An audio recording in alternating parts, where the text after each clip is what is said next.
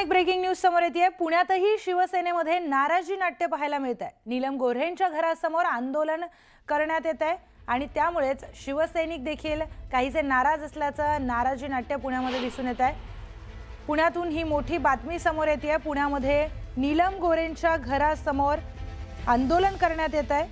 शिवसैनिक हे नाराज आहेत आणि त्यामुळे ते नीलम गोऱ्हेंच्या घरासमोर आंदोलन करतायत। पुण्यातली ही दृश्य आपण बघतोय। पुण्यातून ही थेट दृश्य आपल्यापर्यंत येतात। नीलम गोऱ्हे यांच्या घरासमोर शिवसैनिकांकडून हे आंदोलन करण्यात येत आहे। नेमकी काय नाराजी ही शिवसैनिकांमध्ये आहेत ही आपण जाणून घेऊयात आपले प्रतिनिधी वैभव सोनवणे यांच्याकडून। वैभव, हे जे नाराजी नाट्य पुण्यात चाललंय त्याचं काय कारण आहे? मूळ भाजपबरोबरची युती करण्यात आलेली आहे। या महायुतीमध्ये भाजपबरोबरच्या युतीमध्ये शिवसेनेला जागा मिळत नाहीयेत किंवा कार्यकर्ते जे आहेत त्यांना केवळ 15 जागा मिळत आहेत आणि कार्यकर्त्यांना तिकीट मिळत नाहीये, प्रतिनिधित्व या निवडणुकीमध्ये मिळत नाहीये। त्याच्यामुळे हे शिंदे सेनेच्या कार्यकर्त्यांकडून आंदोलन जे आहे ते नीलम गोऱ्हे यांच्या घरासमोर केलं जाते।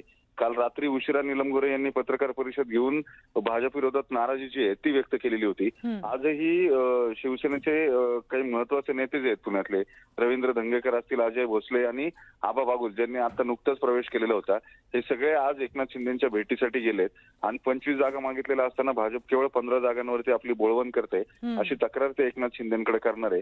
त्यामुळे सन्मानजनक जागा मिळाव्या अशी मागणी तर केलीच जाते, मात्र दुसरीकडे कार्यकर्ते जे आहेत ते आक्रमक झालेत। त्यांना या निवडणुकीमध्ये प्रतिनिधित्व जे आहे ते मिळत नाहीये। केवळ 15 जागाच लढण्यासाठी शिंदेंना मिळणं हे योग्य नाही असं म्हणत ते नीलम गोऱ्हेंच्या घरासमोर आंदोलन करतायत। या सगळ्या पार्श्वभूमीवरती भाजप मात्र शिंदेचे यापूर्वीचे नगरसेवक, शिवसेनेचे यापूर्वीचे नगरसेवक जे आहेत त्यांची संख्या एवढी नव्हती आणि आता एकच नगरसेवक केवळ एकनाथ शिंदेच्या शिवसेनेमध्ये उरलेला आहे, नाना भानगिरे जो त्यांचा शहर अध्यक्ष आहे।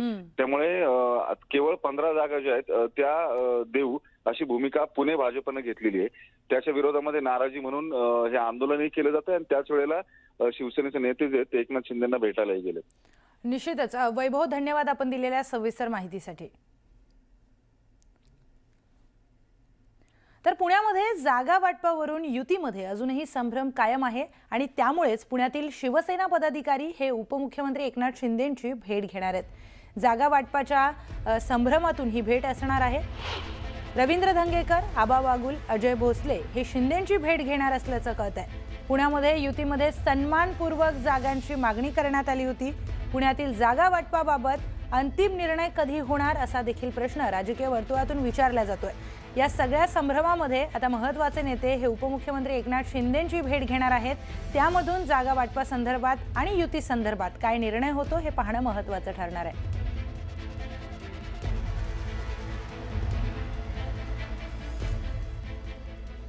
तर पुढची बातमी ही पुण्यातूनच आहे। पुण्यामध्ये मनसे आणि शिवसेना उबाठा हे एकत्र निवडणूक लढणार आहेत। पुण्यामध्ये दोन्ही पक्षांच्या जागा वाटपाचा तिढा हा सुटलेला आहे। तर पुण्यामध्ये शिवसेना उबाठा 91 जागांवर तर मनसे 74 जागांवर आपले उमेदवार उभे करणार आहेत। दोन्ही पक्षाचा जागा वाटपाचा जो काही फॉर्म्युला आहे तो आता ठरलेला आहे। राज ठाकरे आणि उद्धव ठाकरे आता याबाबत अंतिम निर्णय घेणार आहेत। 2 दिवसात या संदर्भातील अधिकृत घोषणा करण्यात येणार आहे अशी देखील माहिती समोर येते। बैठका झाल्या, बैठकांमध्ये आम्ही एक फॉर्म्युला ठरवला। आमच्या ज्या मुलाखती झाल्या होत्या त्या मुलाखतींमधून जे आमचे उमेदवार इच्छुक होते आम्ही त्यांची शॉर्टलिस्ट केली। त्या शॉर्टलिस्टनुसार आणि शिवसेना त्यांनी ज्या मुलाखती घेतल्या त्यानुसार आम्ही एक फॉर्म्युला आत्ता ठरवला। त्याच्यामध्ये महाराष्ट्र नवनिर्माण सेना 74 जागांवर लढवेल तर शिवसेना 91 जागांवरती निवडणूक लढवेल असा आमचा प्राथमिक हा फॉर्म्युला ठरलेला आहे। तर महायुतीमधील जागा वाटपाचा तिढा आज सुटू शकतो, कारण की महायुतीमध्ये आज महत्त्वाच्या या जागा वाटपाच्या निर्णयावर एक बैठक होणार आहे। आतापर्यंत मुंबईतील 70% जागांवर शिक्कामोर्तब हा झालेला आहे। तर उरलेल्या जागांवर महायुती आज अंतिम निर्णय घेणार असल्याची माहिती समोर आली आहे। पुणे आणि पिंपरी चिंचवडमधील 100% जागा या निश्चित झालेल्या आहेत। तर मुंबईमधील उरलेल्या जागांवर आज महत्त्वाचा निर्णय होऊ शकतो।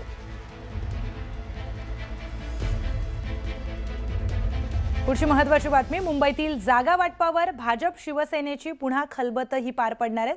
मुंबईतील जागा वाटपा संदर्भात भाजप आणि शिवसेनेमध्ये आज पुन्हा एकदा चर्चा होणार आहे। वांद्र्यातील रंगशारदामध्ये दुपारी 3 वाजता या बैठकीचं आयोजन करण्यात आलंय।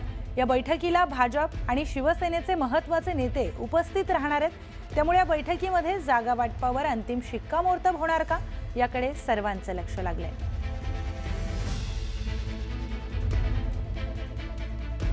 तर राष्ट्रवादी शरद पवार पक्षाला सोडचिठ्ठी दिलेले प्रशांत जगताप आज काँग्रेसमध्ये प्रवेश करणार आहेत।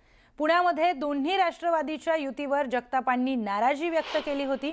ही युती झाली तर आपण राष्ट्रवादी पक्षाचा राजीनामा देऊ असं देखील प्रशांत जगताप यांनी सांगितलेलं। त्यानंतर आज ते काँग्रेसमध्ये प्रवेश करणार असल्याची माहिती आहे। जगतापांचा राजीनामा हा राष्ट्रवादी शरद पवार पक्षासाठी धक्का मानला जातोय। मात्र जगतापांच्या काँग्रेस प्रवेशालाही पुण्यातील स्थानिक काँग्रेस नेत्यांनी विरोध केल्याचं कळतंय।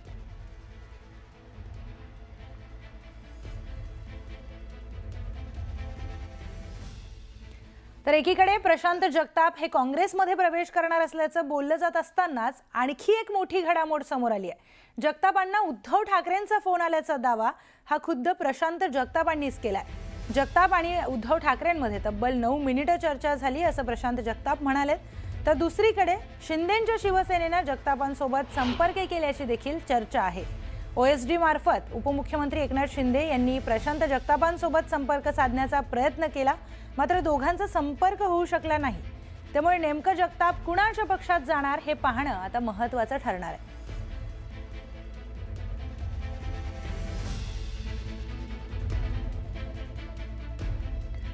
पुण्यामध्ये जर दोन्ही राष्ट्रवादी एकत्र झाल्या तरी निवडणूक घड्याळ चिन्हावरच लढवली पाहिजे असं मत राष्ट्रवादीचे आमदार अनिल पाटील यांनी व्यक्त केलंय। जळगाव आणि धुळ्यामध्ये आमचं पहिलं प्राधान्य महायुतीलाच असेल, त्यानंतर इतर पर्यायांच्या बाबतीत विचार केला जाईल असं देखील त्यांनी स्पष्ट केलंय।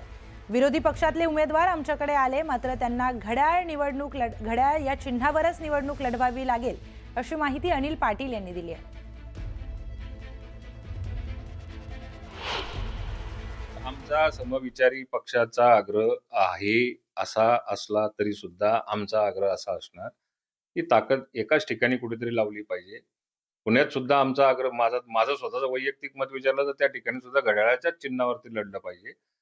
आम्हाला समजा जर का काही वाटलंच तर आम्ही जळगावमध्ये सुद्धा किंवा धुळ्यामध्ये सुद्धा आम्ही घड्याळावरतीच निवडणूक लढणार।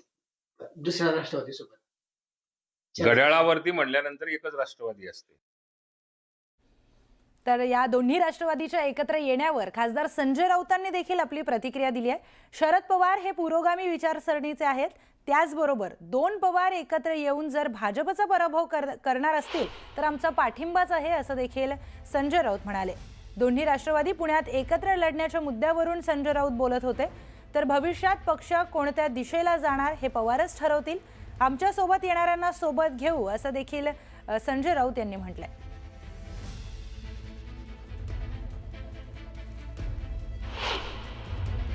पवारांचा एक स्वतंत्र पक्ष आहे।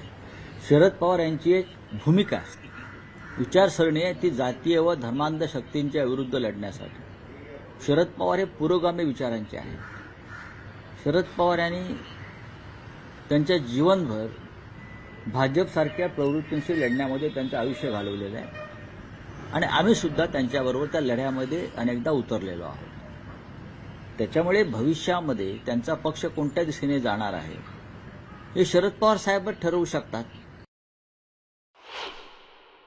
मला असं वाटत नाही की विलिनीकरण होईल। मी जे काय पवार साहेबांना ओळखतो आणि त्यांच्या विचारसरणीला मी जे काय ओळखतो, ही विलिनीकरणाची प्रक्रिया होईल असं मला वाटत नाही। मी एकदा पवार साहेबांना प्रश्न विचारला होता सहज एका बैठकीत, तेव्हा त्यांनी हे अशक्य आहे सांगितलं।